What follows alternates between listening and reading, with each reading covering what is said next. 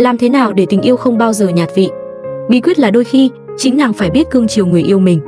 Khi bạn cho đi yêu thương, mối quan hệ ấy mới thật sự bền vững. Nhiều người vẫn tin rằng trong tình yêu chỉ cần chàng trai luôn nhường nhịn, luôn dỗ dành cô gái thì tình cảm sẽ dài lâu. Nhưng thực tế lại hoàn toàn ngược lại. Những cặp đôi đã đi cùng nhau 5 năm, 10 năm, thậm chí lâu hơn thế, thường là vì cô gái hiểu rằng yêu thương là phải từ hai phía và nàng cũng cần biết cách cưng chiều chàng trai của mình. Thật ra, sâu thẳm bên trong, đàn ông cần cảm giác an toàn nhiều hơn chúng ta tưởng.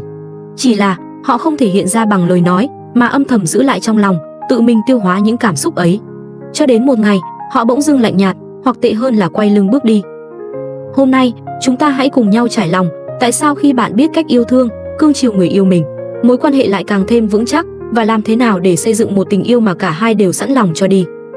Đàn ông cần sự an toàn hơn bạn nghĩ, và chàng trai được yêu thương sẽ càng thêm quấn quýt. Nhiều người lầm tưởng đàn ông không cần được dỗ dành, cho rằng họ phải mạnh mẽ, phải là người bao dung một cách tự nhiên. Nhưng bạn biết không, bộ não của người đàn ông lại nhạy cảm hơn phụ nữ với cảm giác được quan trọng, được trân trọng. Khi họ cảm nhận được tình yêu, cảm giác được cần đến, bộ não sẽ giải phóng nhiều dopamine hơn, khiến họ càng khao khát chủ động vun đắp cho mối quan hệ này. Tôi có một cô bạn tên Linh, cô ấy và người yêu đã bên nhau 3 năm, tình cảm lúc nào cũng ngọt ngào. Bí quyết của Linh là cô ấy luôn chủ động khen ngợi người yêu mình, chứ không chờ đợi được anh ấy khen. Ví dụ, khi anh ấy giúp cô sửa máy tính, Linh sẽ thốt lên, trời ơi, sao cái gì anh cũng biết vậy? Quá siêu nhân luôn, chứ không hề xem đó là điều hiển nhiên. Và kết quả là, người yêu Linh càng ngày càng muốn làm nhiều điều cho cô ấy hơn, thậm chí còn chủ động học nấu ăn, chuẩn bị quà vào những ngày kỷ niệm. Ngược lại, nếu trong một mối quan hệ luôn chỉ có chàng trai là người nhường nhịn, dần dần, bộ não của cô ấy sẽ rơi vào chế độ tiết kiệm cảm xúc, nghĩa là bắt đầu giảm bớt sự đầu tư, trở nên lạnh nhạt.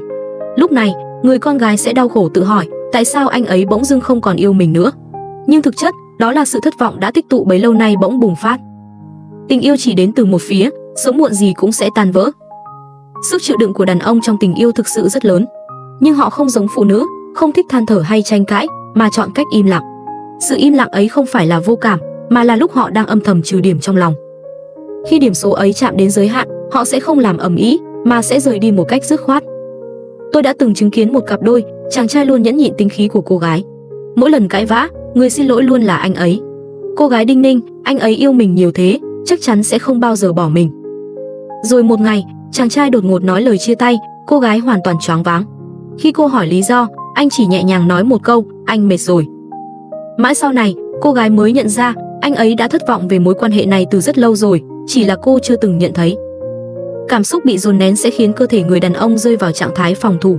Ví dụ, khi nắm tay, ngón tay anh ấy lạnh ngắt, nụ cười không chạm đến đáy mắt, những chi tiết nhỏ ấy cho thấy, không phải anh ấy hết yêu, mà là bộ não đang tự bảo vệ chính mình, tránh khỏi việc tiếp tục bị tổn thương và hao mòn cảm xúc. Cưng chiều đúng cách sẽ khiến anh ấy yêu bạn hơn bội phần. Yêu thương chàng trai của bạn không phải là cho đi vô điều kiện, mà là chạm đúng vào cảm giác được cần đến của anh ấy. Bộ não của đàn ông thường tìm thấy niềm vui trong việc giải quyết vấn đề. Vì vậy, thay vì những lời khen chung chung, hãy dành cho anh ấy những lời công nhận cụ thể. Những phản hồi ấy sẽ kích hoạt cảm giác thành tựu và trách nhiệm, khiến anh ấy càng sẵn lòng hy sinh vì bạn. Một người đàn ông thật sự được yêu thương sẽ có ngôn ngữ cơ thể thoải mái hơn rất nhiều. Giọng nói sẽ trầm ấm hơn, vô thức tiến lại gần bạn, thậm chí chất lượng giấc ngủ cũng tốt hơn. Cuối cùng, hãy nhớ rằng, quan sát phản ứng cơ thể của anh ấy, chân thật hơn ngàn lời nói. Lời nói có thể che giấu, nhưng cơ thể thì không. Nếu bạn muốn biết anh ấy có thực sự hạnh phúc không, hãy để ý những chi tiết sau. Sự đồng bộ trong hơi thở, những cặp đôi đang yêu nồng nhiệt sẽ vô thức hít thở đồng điệu. Nếu cả hai ngồi cạnh nhau mà nhịp thở hòa hợp, điều đó chứng tỏ sự ăn ý rất cao. Phản ứng của đồng tử, khi anh ấy thực sự vui vẻ hoặc hứng thú, đồng tử sẽ mở to ra rất nhanh. Ngược lại, nếu chỉ là sự giả dối, phản ứng sẽ chậm chạp.